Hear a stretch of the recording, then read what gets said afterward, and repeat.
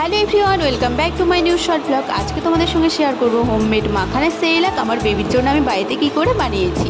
তো প্রথমে এখানে আমি কড়াই দিয়ে দিলাম ঘি, আর ঘিটা অবশ্যই বাড়িতে বানানো, আর আমরা সবাই কিন্তু বাড়িতে বানানো ঘিটাই খাই। যাই হোক, তারপর এখানে দেখো আমি মাখানাগুলো দিয়ে নিলাম, আর মাখানাগুলো কিন্তু আমি মাঝখানে কেটে নিয়েছি, তাহলে এগুলো বেশ ভালো ফ্রাই হবে। তো এখানে তারপর আমি এটা ফ্রাই করে রেখে দেবো, আর তারপর এখানে আমি কিন্তু বাদাম অ্যাড করব।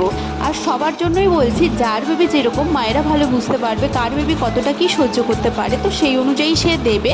আমার বেবিকে আমি কিন্তু মোটামুটি এখন সব কিছুই খাওয়াই, ওকে একটা দুটো করে আমি ট্রাই করে দেখেছিলাম, তো ও প্রায় সব কিছু হজম করতে পেরেছে। তো তার জন্য দেখো এখানে আমি এখানে একটু কাজু বাদামটা ভেজে নিলাম, তারপর এখানে আমি চিনে বাদামও ভেজে নিলাম। তো তারপর এটাকে আমি কিন্তু পেস্ট করে কিন্তু রেখে দেবো। আর যখন ওকে আমি খাওয়াবো তখন সেখানে অ্যাড করবো ফর্মুলা মিল্ক, খেজুর, আর সেখানে দেবো কাঠবাদাম।